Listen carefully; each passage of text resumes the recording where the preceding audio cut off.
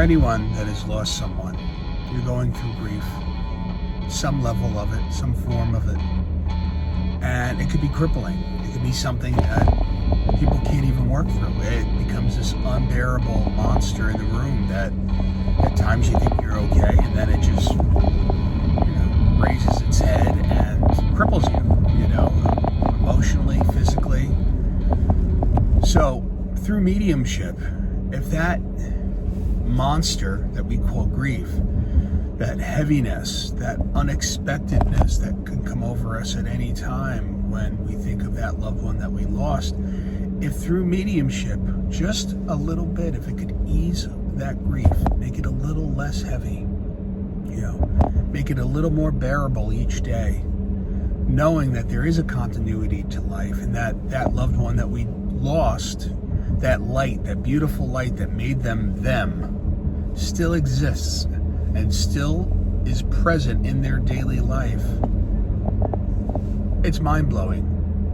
I feel that is what we all strive for, is to be able to deliver messages that bring forth evidence, that bring the essence of that person that we are communicating with to the sitter, to the location. That is where the importance lies, and our mission as mediums and sensitives when we bring forth that information. Through our lifetime, we're going to have to deal with many losses. Personal losses to family members, friends, people that we cared about. And I think ultimately we want to know that light that made them, where did it go? Did it just cease to exist? Did it go out when they took their final breath and their eyes closed? Where did that light that made our beloved, where did that light go? And I feel through mediumship, through intuitive work, the goal should always be to help the bereaved. If we could just lessen that burden, that heaviness of grief, we can't take it away, but what we could do is give you a different perspective of it through an evidential reading that brings forth evidence, that brings the essence of that person back to life with information we could not know. It lets the sitter, it lets the people at that location ponder and hopefully accept and come to the realization that there is a continuity to life, that this isn't the end. Birth, living life, and death is just part of that soul's stage to its evolution. And if that could happen, if we could just ease the grief a little bit and maybe make it a little more bearable each day for that person, then we're doing our jobs. And I feel that being spiritual is hopefully something that people can move into and should be used when people are dealing with grief.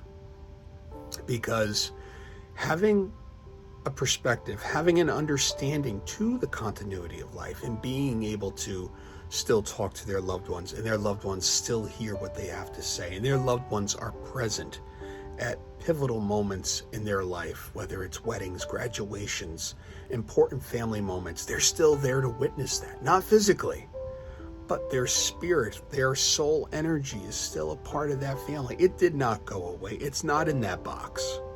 That box is just holding the earthly remains of what that person was. But that light that made them has gone on, and it is still a part of that family.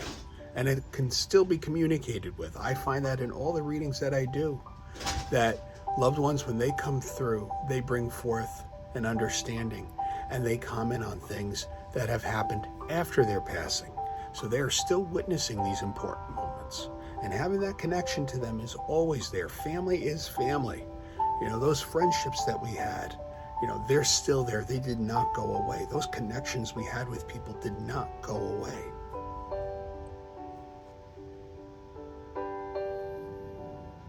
Hi, my name is Grace Morales, and I'm here to just say a little bit about Rich and his spirit art. The portrait that I'm showing is a picture that he drew for me of my father.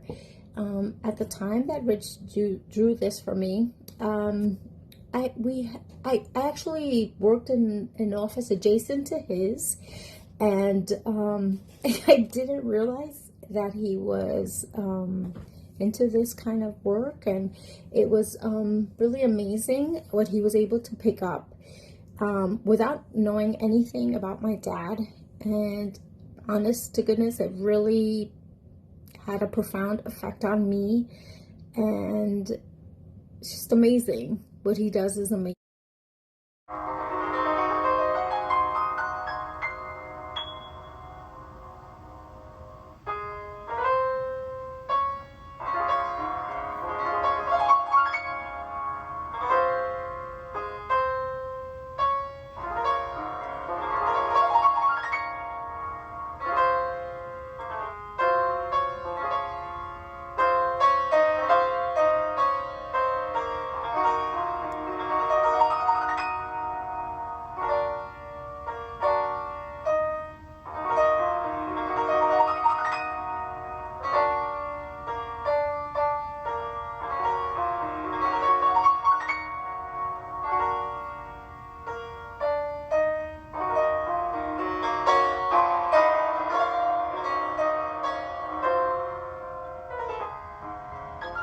Here we are. I just wanted to show you I'm working for a client that's going to be coming in this afternoon, and she wants a spirit art session. And as soon as she came in my office, I got the image of this older woman.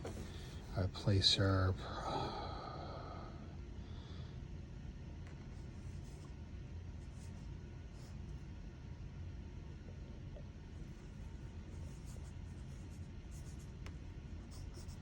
'82 to '86. I try to get within 5 years.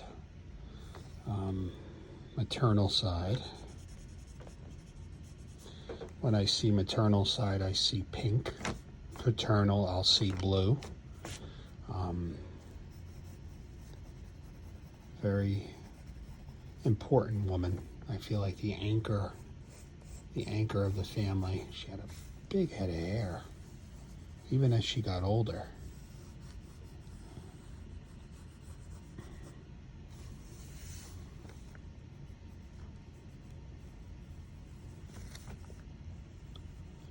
It's like when you get to the eyes, it kind of makes them come alive.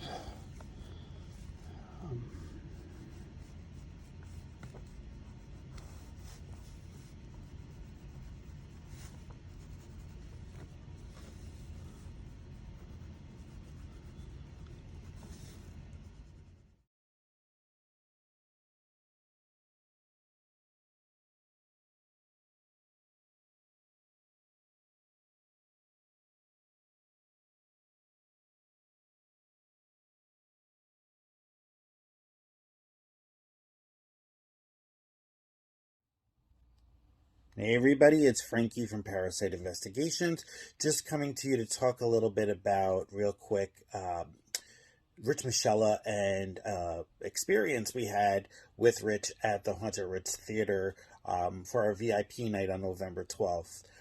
Prior to the event, Rich sent me two drawings of a female and a male. The female he drew was somebody who had been very erratic with her emotions and her feelings. She was very distraught, felt like she was wronged. He even said that she possibly may have committed suicide. This kind of falls in line with some of the research that we are finding with the Haunted Ritz Theater and some of the uh, participants that are spirits in the theater. We do quite often get a female who is often looking for help. She will communicate that through like spirit box communications. And it's funny because he also drew a male, which this male was like from like the 30s and 40s, very much a smoker, which kind of falls also in line with, we get a lot of phantom smells in the theater. Quite often cigarette smoke and like cigar smoke. We even got like marijuana smells that came through the theater while we were there.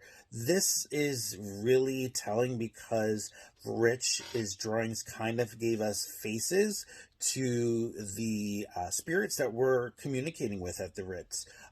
This male figure often will talk over the female that is looking for help. He's quite aggressive, and so it does fall in line with what we are getting directly from our investigations and our research at the Ritz Theater.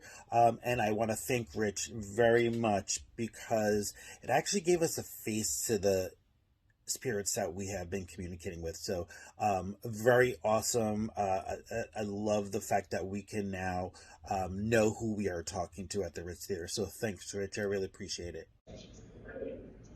This is the right hallway that's off the stage. Mirror.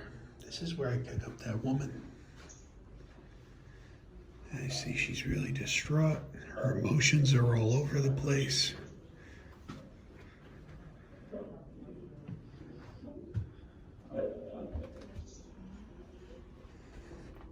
She's crying, she's upset.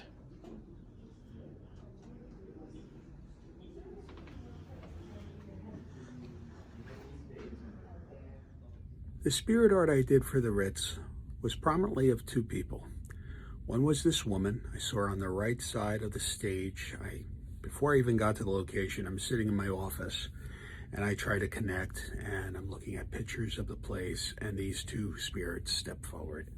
One is this woman, right side of the stage. I feel she goes off into a room that's in the back on the right side of the stage. So I write this down and I feel her emotions are all over the place. She's emotionally pretty much unhinged and she's crying. I feel that she's very sad over something. If I had to read more into what she said about, I feel like there's something that was promised to her that just didn't happen, possibly a love affair that was, she thought, going a certain way and it didn't pan out that way. But I feel she's really upset and she's on that side of the stage, and I feel that you might hear whimpering, you might hear crying, you might feel uneasy, but she's on that side of the stage, and I did her sketch. Second one was of a man with like a 40s kind of scully on his head. I feel that he would be associated with smoke. If you smell smoke in the theater, and I feel he's not as pleasant to deal with as the woman. Not evil, not trying to harm anybody, but I feel that he would be more standoffish.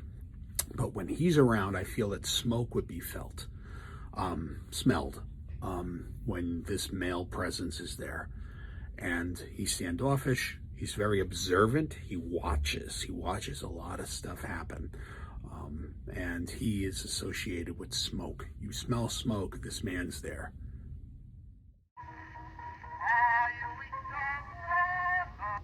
Come home to baby, won't you come home? She moans the whole day long. I'll do the cooking, darling, I'll pay the rent. I know I've done you wrong. Remember that rain. Spirit art, you know, that picture that ends up being on that piece of paper, yes, that's a great aspect of the reading, but the important part for me is when you're able to paint that person back to life. Janet Nohavec said it's like wearing the cloak or wearing the clothes of that person, you know, envisioning, you know, putting their cloak on. Well, when you can paint that person back to life with the evidential information that you shouldn't have no way of knowing, that is where the reading is. And if you could hit on 5, 10 things that make up that person's life that you should have no way of knowing, that is what helps your sitter connect to that person. Picture's great, and capturing that likeness is great, but when I write around that image, and usually it's about 25, 30, 40 things. Sometimes I'll even go on to another piece of paper with information that's coming through from spirit. That is where the evidential impact is of that reading, that evidence. And that to me is highly important to convey what's coming through from spirit to the sitter.